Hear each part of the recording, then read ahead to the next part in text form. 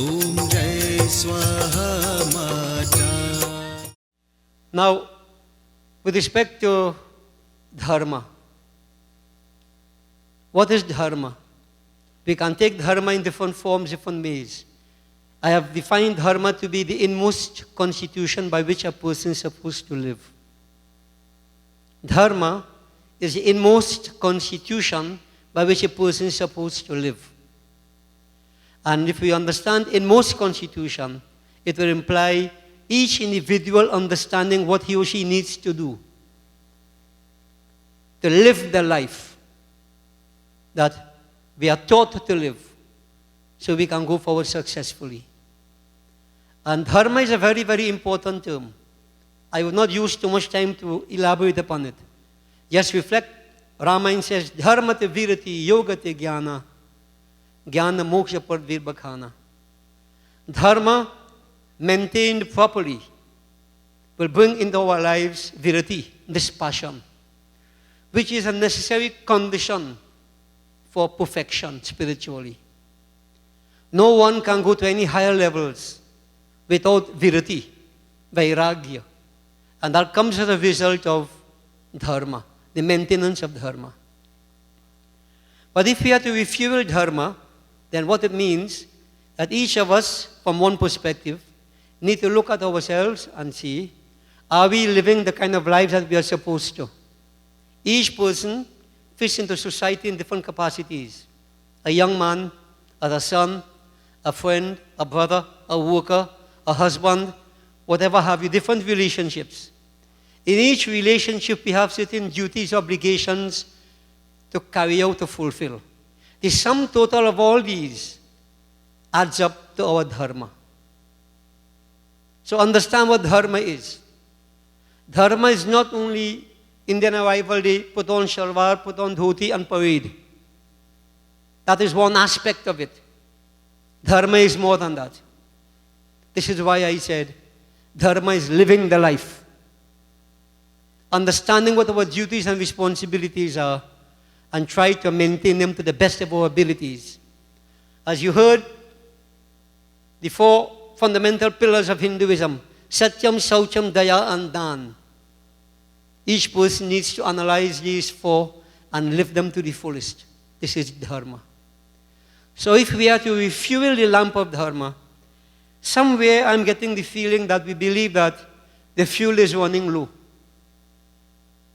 And I want each person to ask yourself and be honest about it. Satyam, Saucham, Dayadan. Satyam.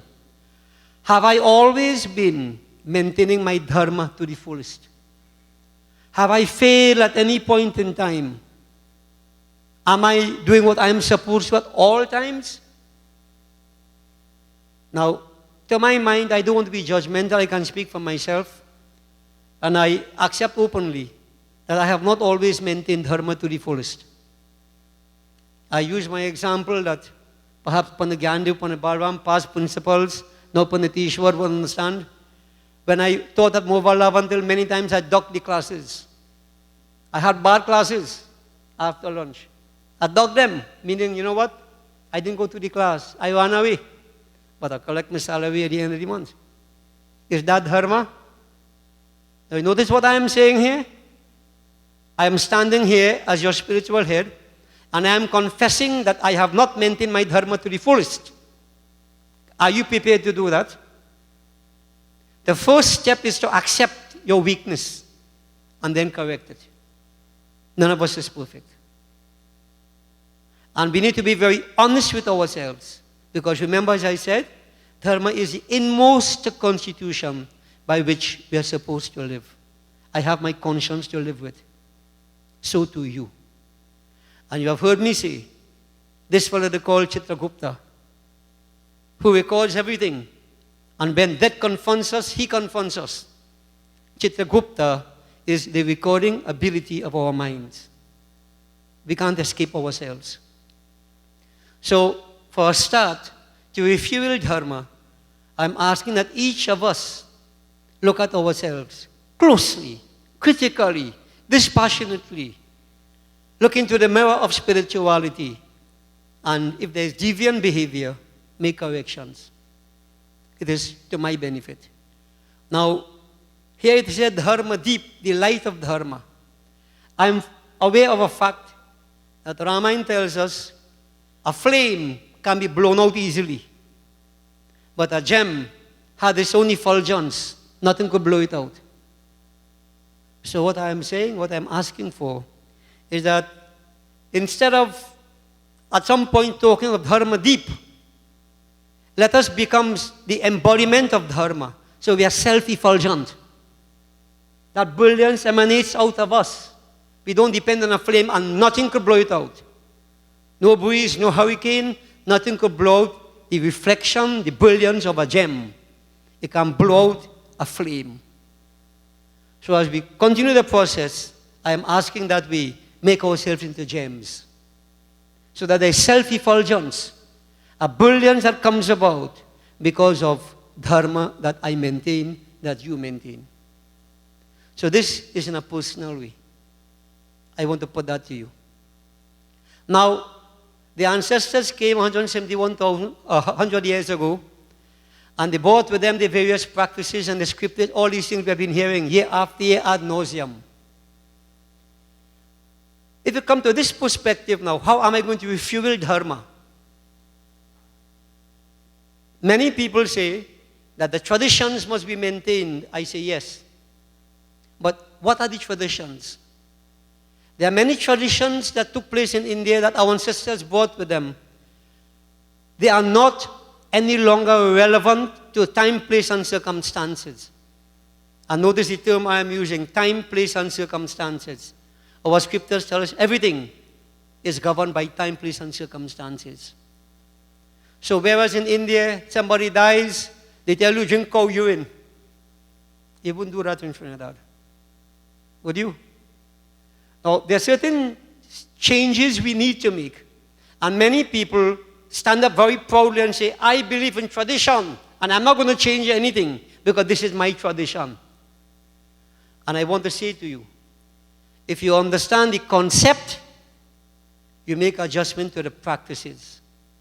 The practices vary based upon time, place, and circumstances.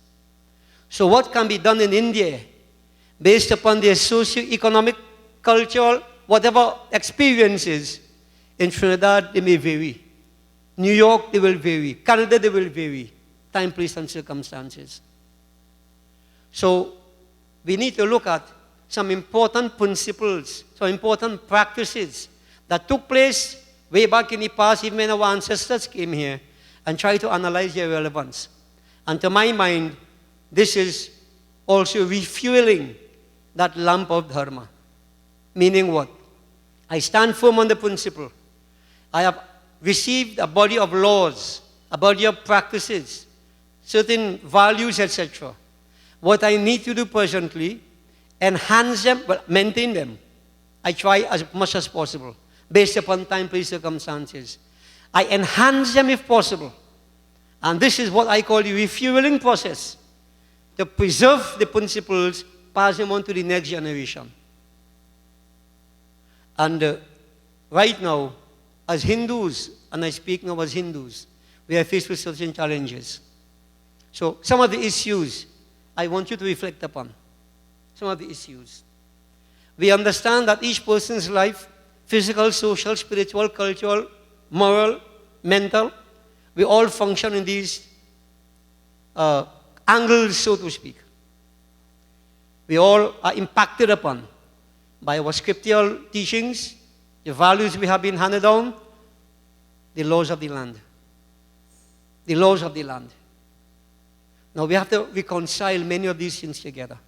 And to give you an idea, recently a lot of talk about child marriage. So marriage is a very, very important aspect of our lives. So we need to look at all this. Again, we'll touch upon it a little bit. Child marriage. And not going into detail, we have stood very firm on this principle that child marriage is a no-no. We have recommended very strongly that the age of marriage should be lifted to 18 years. And we must remember, most times when we speak about age of marriage, the mind really runs upon the mothers, sisters, and daughters, well, the daughters really. We don't really think about the men so much. Because, they marry the girls at 14. They marry the girls at 9, at 12, at 13, 14, whatever have you. So that the question is, what happens to their life? Now, I want to emphasize something here. Just prior to the release that we made, I asked the Secretariat to call around many of the ladies in Swaha. From old ones to young ones, professionals, housewives. I wanted to get the ladies' opinion as to what your thinking is with respect to child marriage. You know why I asked that to be done? This is another aspect of dharma I want you to look at. Many people in our society believe that the women are the pulori makers. You make pulori, you make aloo pie, you feed the men. You can't think. You don't have an opinion. Swaha rejects that. Swaha believes that our mothers, sisters, and daughters have great capacity. We trust your thinking powers, your analytical powers. We value your opinion. You know what Swaha? Swaha means a Devi. So based upon this, I cannot for the life of me see how I could decide that I am making a decision and talking for everybody in Swaha. I wouldn't do that. And you know what? I am a man, and I am deciding to make decisions with respect to the women. I think I'm too fast and out of place. I don't know if you agree with me. Now, if you don't agree with me, and you believe I should make decisions for you, then something is wrong with your thinking. You have lost your Shakti, your power, your identity. You have become subservient. And that should never be. It should never be. Swaha is of a different position.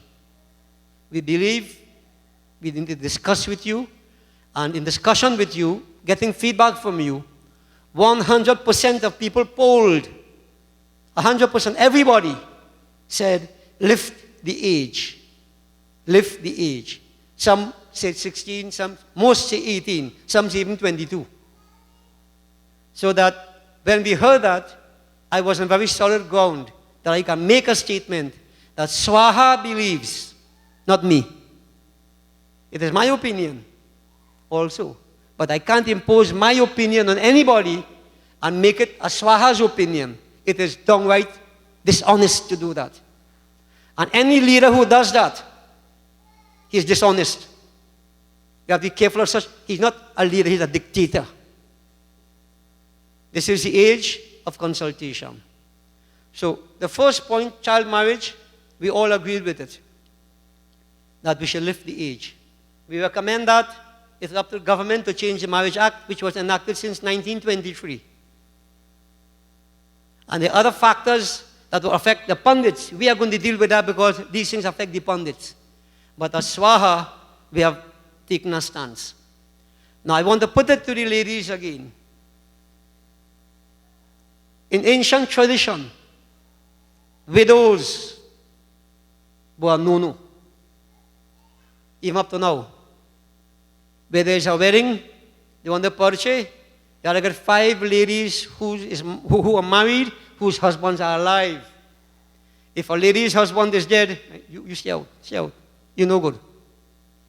As if society frowns upon such a person.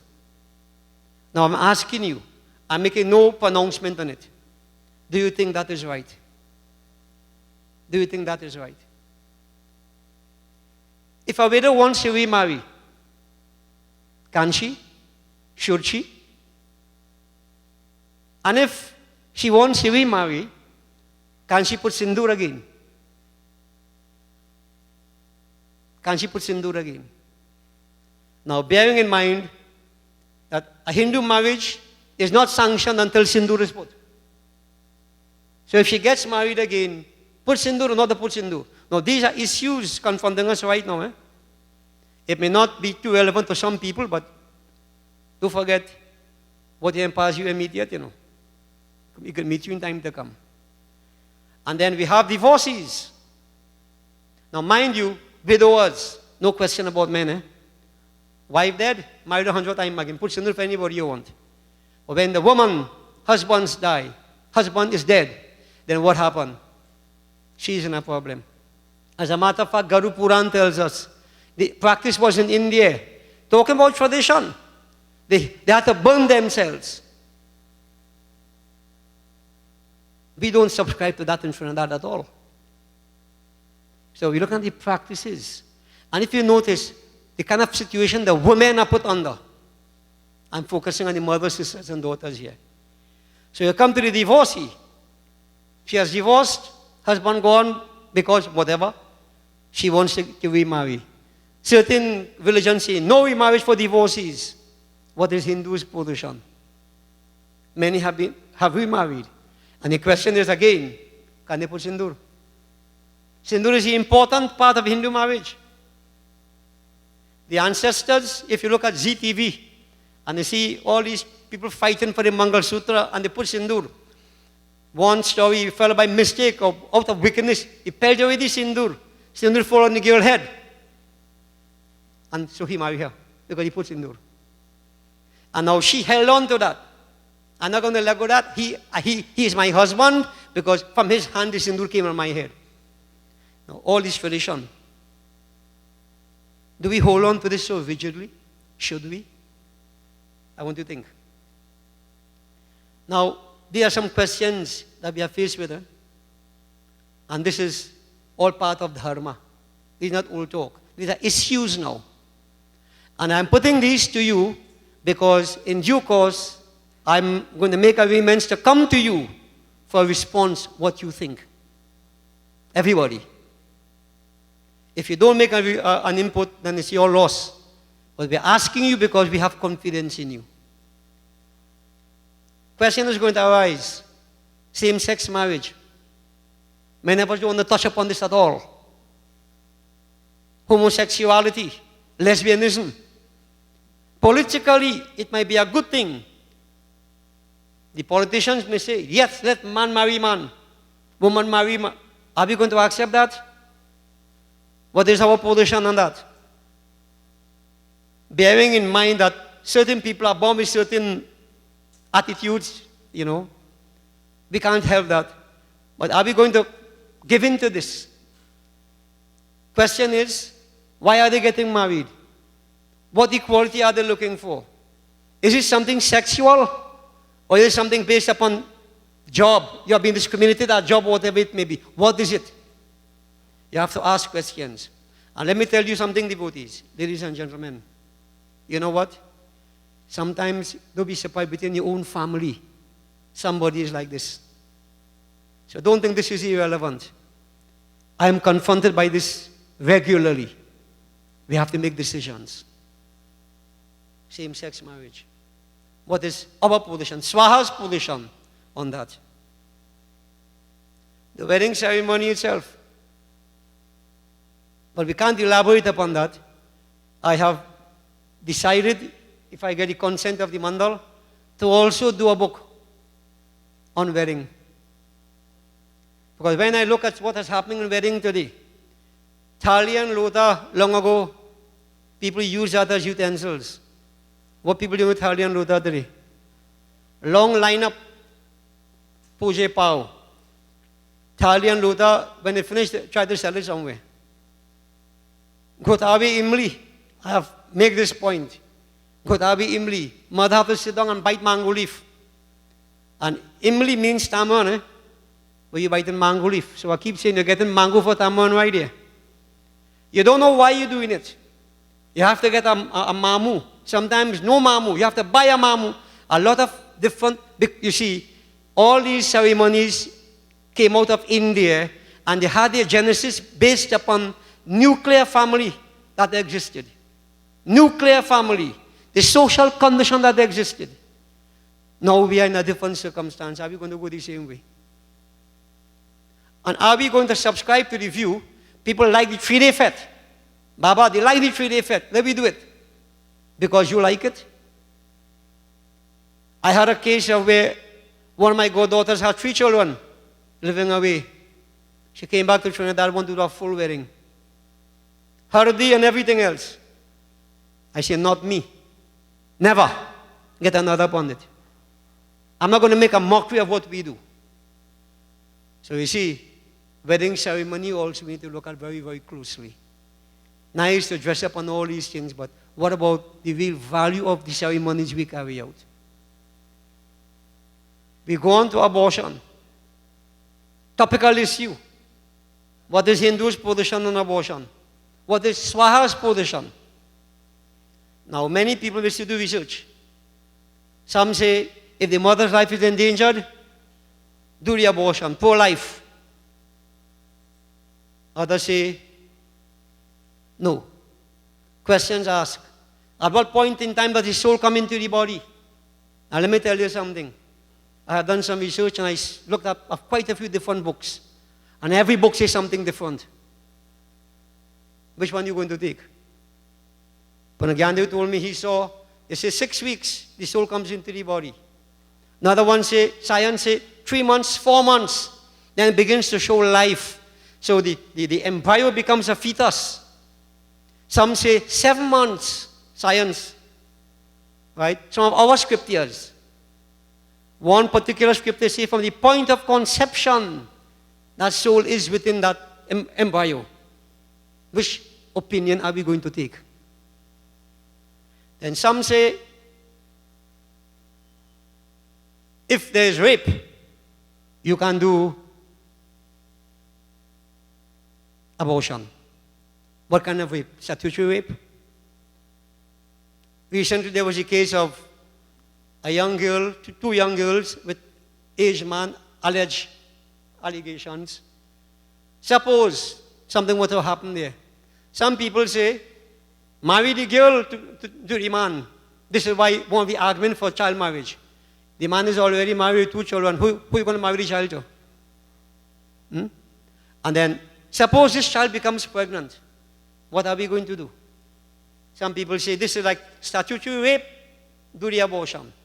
Some people say, you're killing the child. Some people say that if there is any kind of, based upon medical science opinion, any sort of different ability, differently able child being born, Down syndrome, whatever have you, do the abortion. I'll just tell you something. There's a fellow called Ashtavakra. While within his mother's womb, he got a shrap. All his limbs became crooked. Ashtavakra. No abortion, he was born. And he became a Mahagyani. He created Ashtavakra Gita. So the question is asked, if you terminate an abortion, are you depriving a life that could really make a contribution to society? I don't know. It's not so easy as you think, you know. Just say yes, yes, yes. Think about it.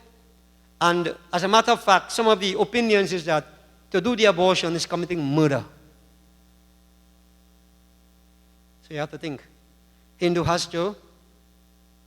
have to form an opinion. What about incest? Now these topics we don't want to talk about, but we need to. We need to. We have to confront. This is part of dharma. Now it is inconceivable to some of our minds that this thing of incest could exist amongst our people.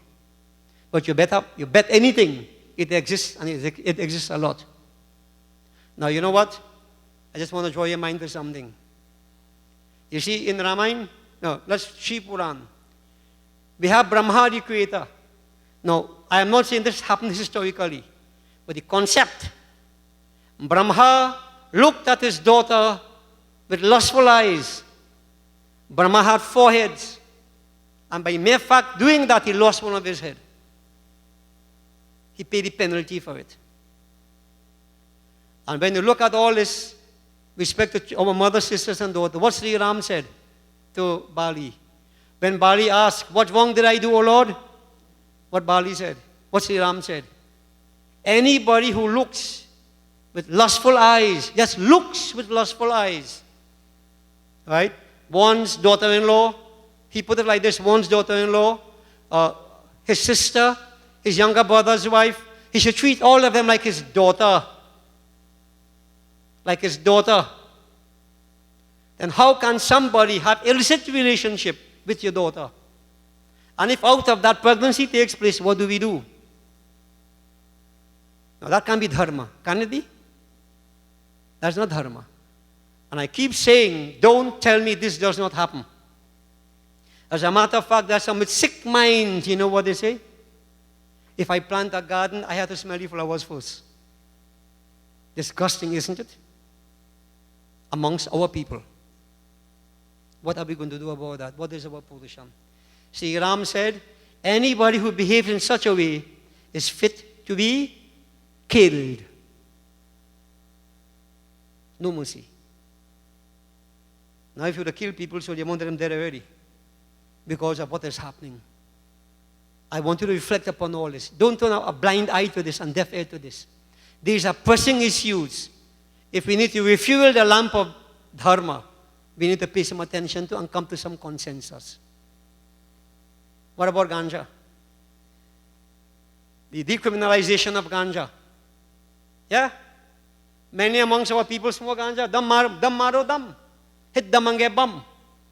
Long time they say, long time, I think it still happens. Once you do any Shiv puja, you must have ganja.